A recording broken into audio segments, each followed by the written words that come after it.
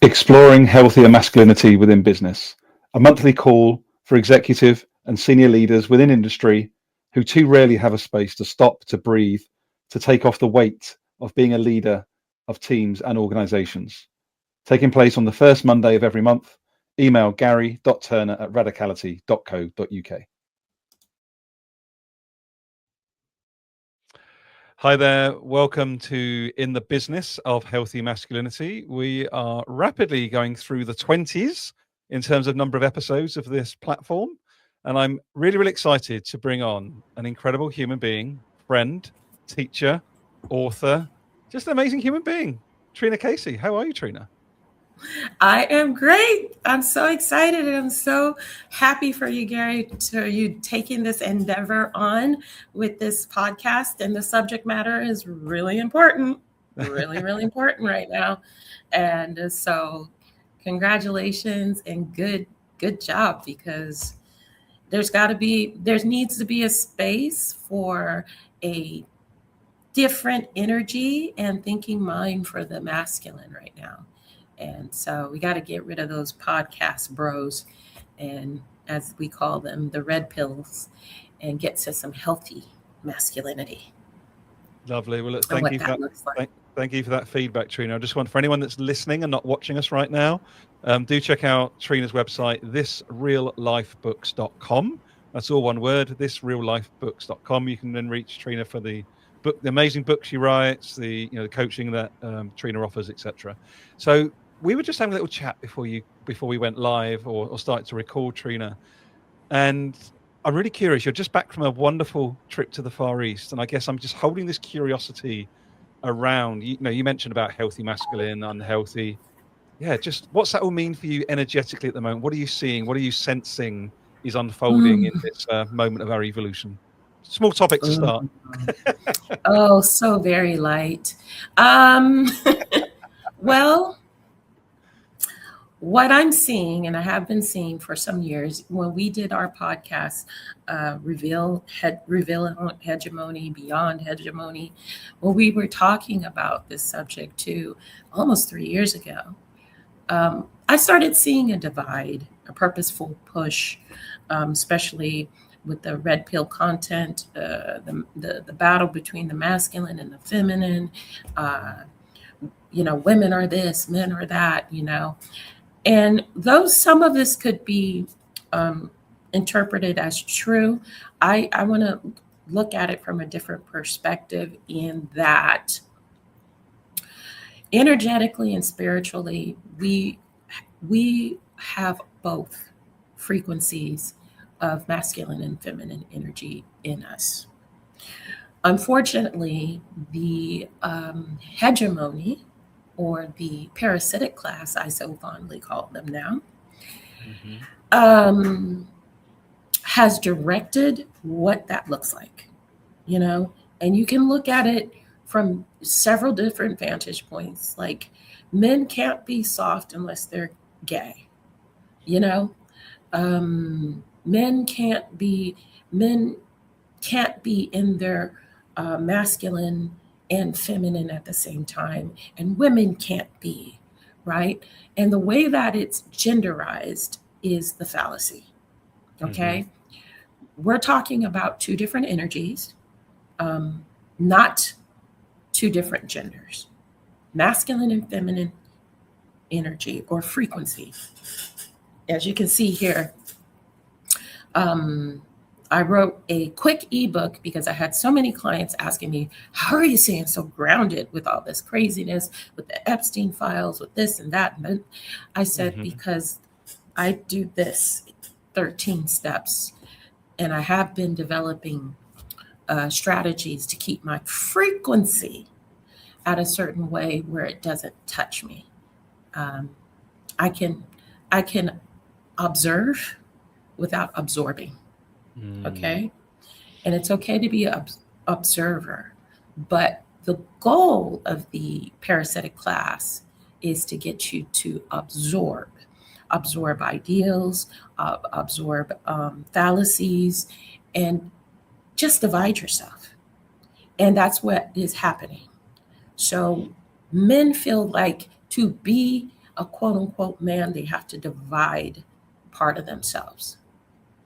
And you truly cannot on a spiritual level. Like your mom carried you got her some of her mitochondria. And I made a joke while I was in Malaysia. I took this beautiful trip to the jungle with a couple who I have a strong inkling I'm going to be partnering with on some land. Um, and the husband named Clement, he was just lovely. And he said something. He said, "Happy wife, happy life." And the way he was treating his wife as a partner, not a subservient part of himself, was beautiful to see. The way they looked at each other, the acknowledgement of each other's needs was absolutely the frequency all couples should strive for. It wasn't a battle ever in the time that I shared with them. It was her looking out for him and him looking out for her. And it was so refreshing because right now we have men and women competing with each other because women are tired of being oppressed. Never should have been the case. Men are feeling, what's the word? What's a good word to see? Gary, what would be a word you would choose to describe how men are feeling right now? Confused, I would say. It's probably a lot of it. Yeah, confused, not knowing what their role is in and what their place is. And so the natural inkling is to try to break the feminine so that they can take the typical patriarchal position back. And I was in discussion with them about that. And I said, jokingly, I said, well, you have the feminine in you. It's XX and XY, and the Y is just a broken leg. You know, it's a leg broken off, but it was an X, you see? And I don't mean that in an insulting way. I mean that in that you have the feminine in you, right? Because you got an X, if you want to describe it in those ways. But you're being convinced by a system that Y, that broken leg, is more dominant. How can that be? And that's just a visual. That's just a visual for people. You see an X, and then you break off one of the legs, and all of a sudden you have a Y. If your audience can see that. But that's also a disconnect of themselves. That's how I see it. God, I'm already buzzing, Trina. Because you're bringing back your post-trip energy, which is beautiful. But I think it's just a really helpful description, and I want to honor and appreciate you exactly as your clients do, right? Because what you just described calmly, factually, joining dots, you're not judging anybody.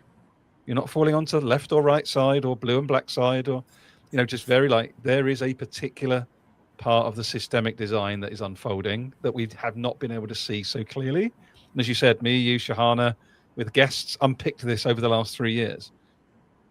I'm fascinated because I'm going to keep it on the topic of this podcast, but I'm fascinated right now, Trina, weaving into what you just shared. So I work within the corporate space, as you know, still, and I'm witnessing everything you just described. And it's even more insidious because even when presented with data, which the masculine generally likes, there is still a lot of willful blindness and avoidance of what is actually happening. And I think part of that is also leading what I'm observing to a doubling down on trying to destruct the feminine and trying to oppress the feminine even more, because the masculine is so underdeveloped in terms of sitting in discomfort and feeling below the neck. So we're almost seeing a sort of a doubling down on, instead of doubling down on self and going, right, how do I get help from a Trina or a Hannah or someone to try and reconnect myself from the inside out? It's like, I'm going to double down on that outside of me. And I'm just wondering what your thoughts, ideas, invitations are So, no, to anybody, but particularly to those men at the moment that might be listening, going either yes, actually, so you're hitting on something, Trina. Like, I really need to do something about this, or maybe the other side. I don't want to hear about this. This is complete bullshit. Like, I don't believe this is the case. Like, Mhm. like what's your invitation? What do you invite these people to get curious about in this moment? Because it's a very unique moment of our evolution, I think, that we're all in. Right. Go in. Go in first. Let go of the panic of what you think you're losing and regain and reclaim all that you are. As you know, there's a Latin word, timid noce, know thyself.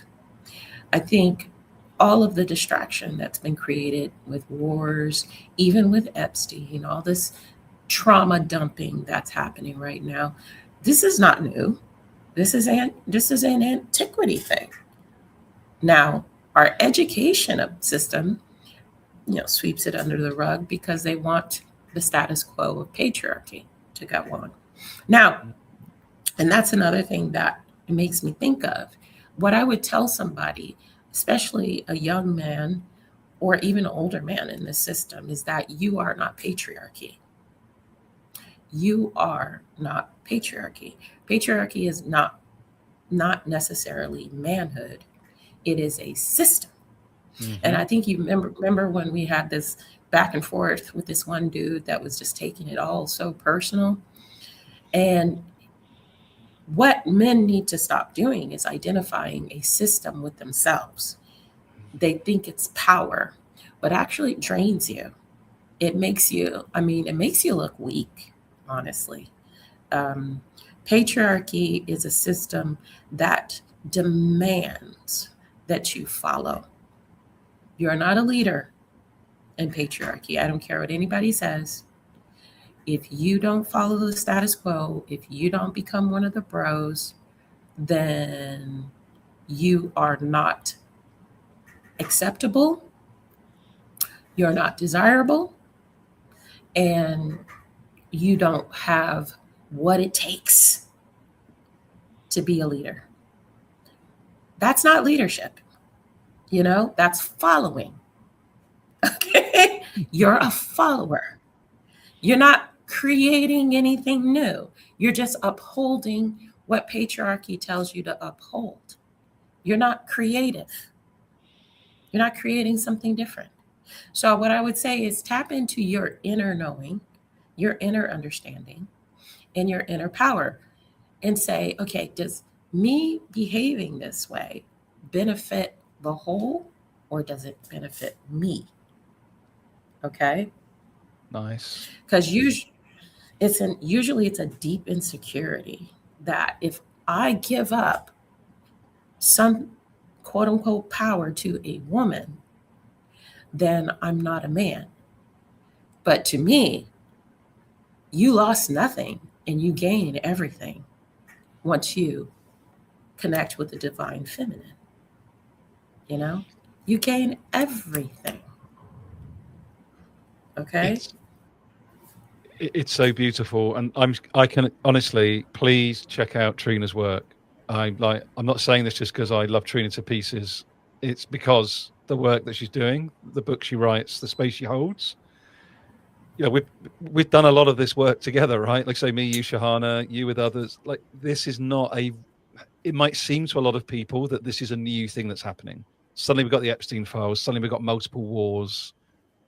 As you say, it's all happening at once as a distraction. And I think there's a really potent invitation, as you said, go inside. But I want to add to that, if I may, from my side, because I've been on this journey and continue to be on this journey, right? I've been on a decolonization journey for the last 5 years, which for me as a white man, I'm making that point because I didn't need to do that work. I could have had a very nice life, continued ignoring it, right?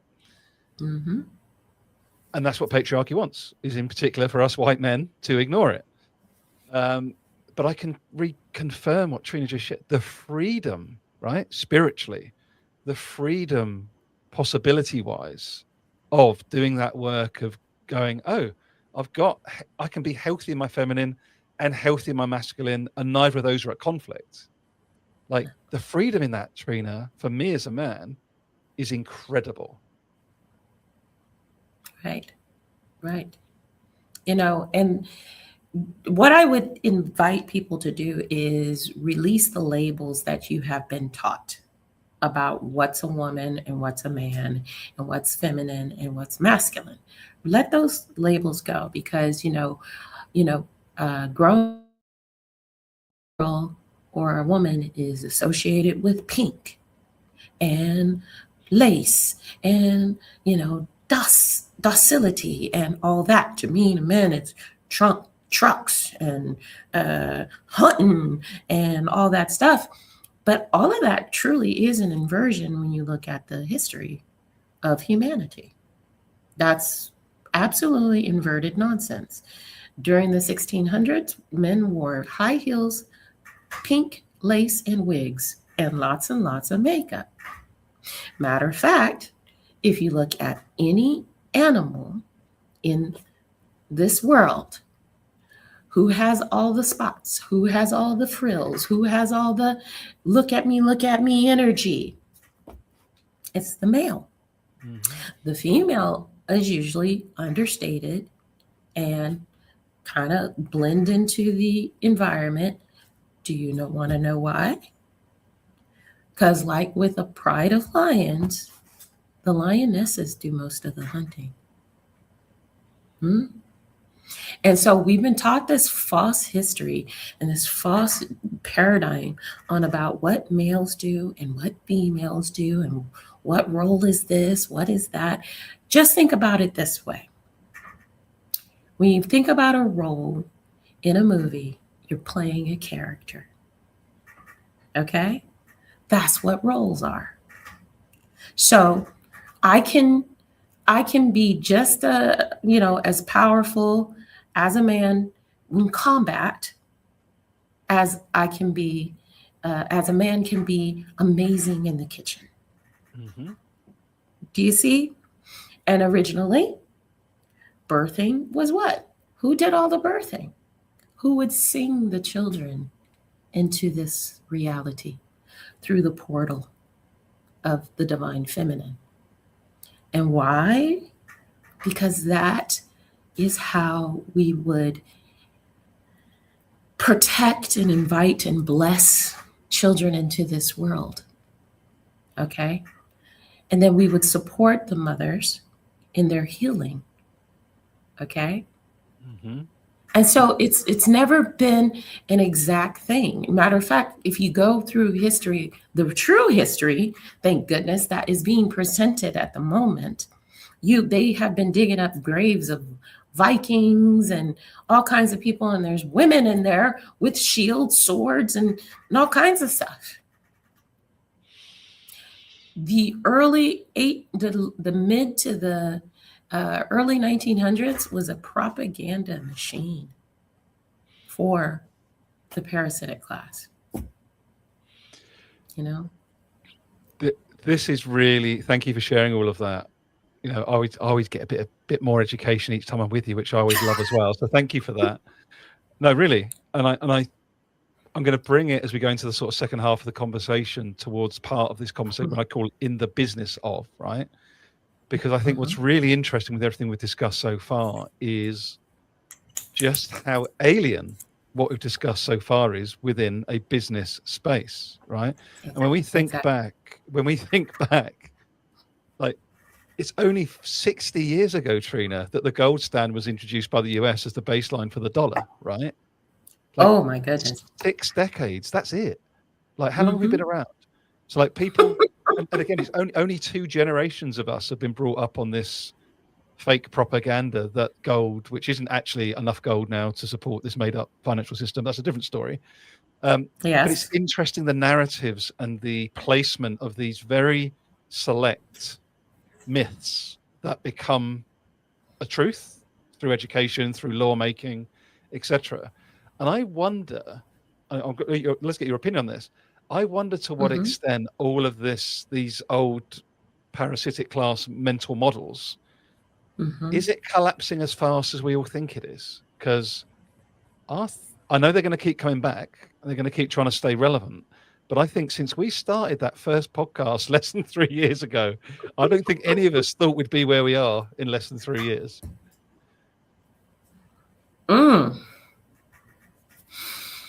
Well, I knew the ship was sinking. Yeah. I was yelling it from the very beginning. Yo, none of this shit matters. It's all an illusion. Because what I do with I'm trying to connect all those three things and bring it back into alignment. And I noticed the hardest part, which is spirit, which is consciousness and awareness, is the hardest one for people to digest.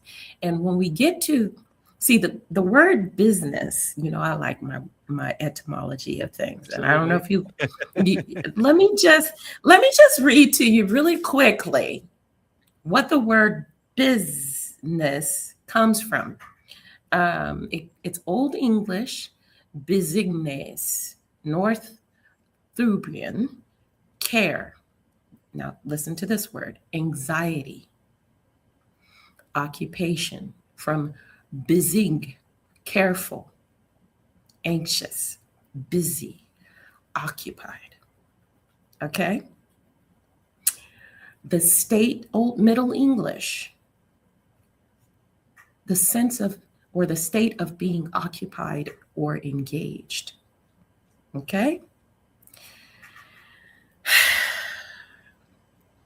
The whole point of us hustling and bustling in busyness is to be anxious, to be taken away from self. That's the point. So if I had all the time and resources I needed, I would probably be a little bit more introspective.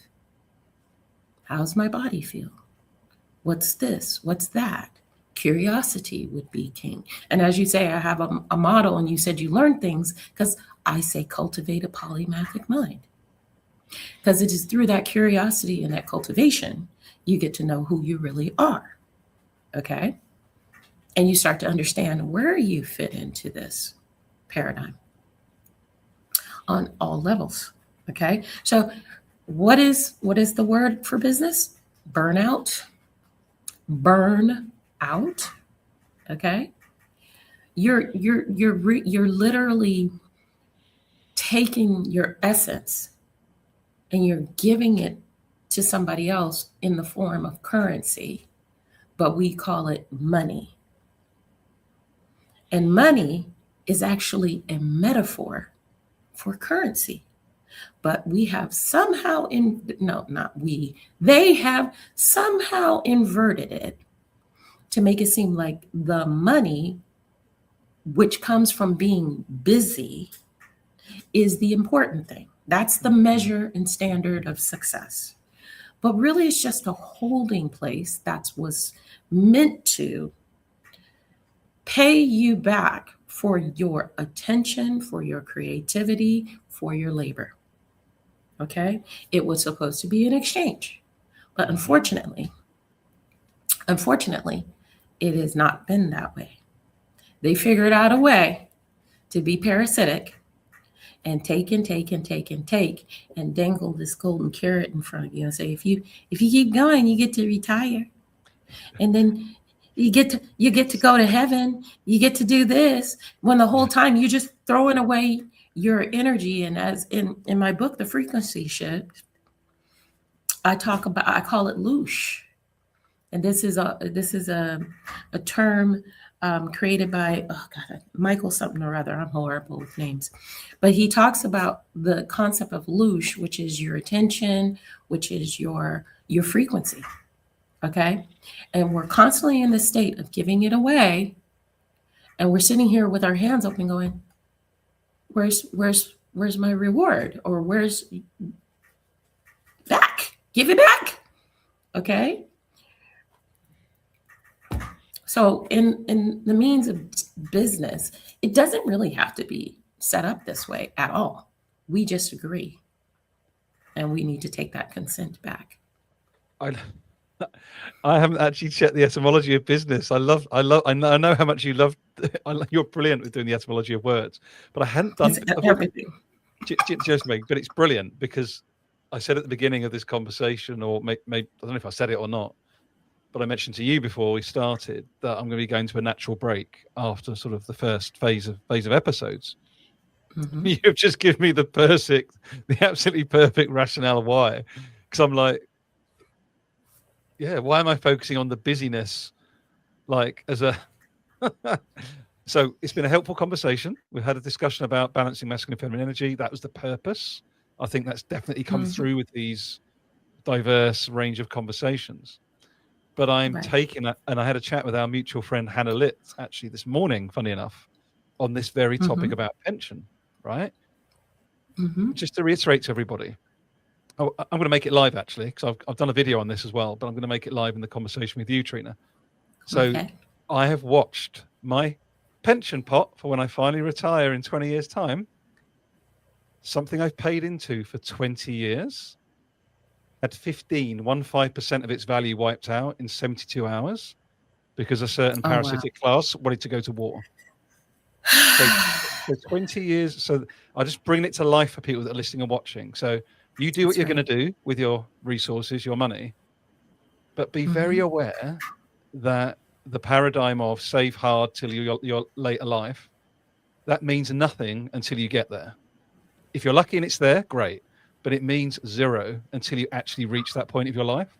So, and look what can happen in 72 hours. 15% of 20 years worth of investment wiped out because of one human being's desire to go to war. And I just wanted to bring your message to life really powerfully. Right. Because it's a scam. Ponzi scheme, right? It's a complete Ponzi scheme. It's a Ponzi scheme that we were hopeful, because I think so many people feel disempowered. So they said, okay, well, we don't want riots.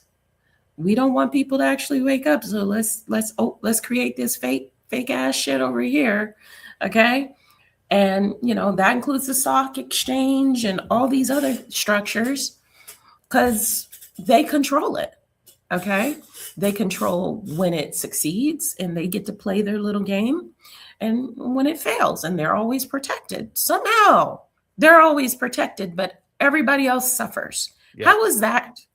I mean, and this is not new. Okay. So this guy, I saw this guy say it brilliantly, and I was like, oh, we're so stupid.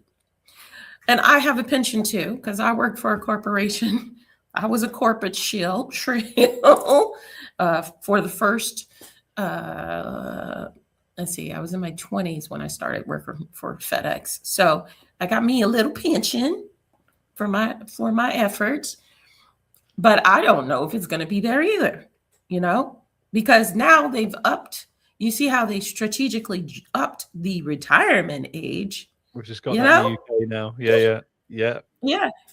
Okay, so here's what this guy said. He said, it's the biggest Ponzi scheme, because if you invest about, let's say, $20,000 a year paying into Social Security. That's what it's called in the US. Okay. And at the end, you only get $1,600. That's what it is right now. The average American retiree is getting $1,600 from their pension per month. Okay? Or not pension, Social Security. Pension, they separate it with the corporation. So if you get a little bit from a company you work for, great, good all, right? But it's going to be a little bit. If you would have invested that $20,000 or so dollars, you'd be a millionaire by the time you got to the age of retirement. Instead, we're forced to pay into a system that's going to nickel and dime you, use your money for their needs, their wars, their whatever. And at the end, you're going to be grateful for pennies on the dollar. It's ridiculous when you hear it in that way. So every person paying into Social Security or into, their retirement is getting scammed.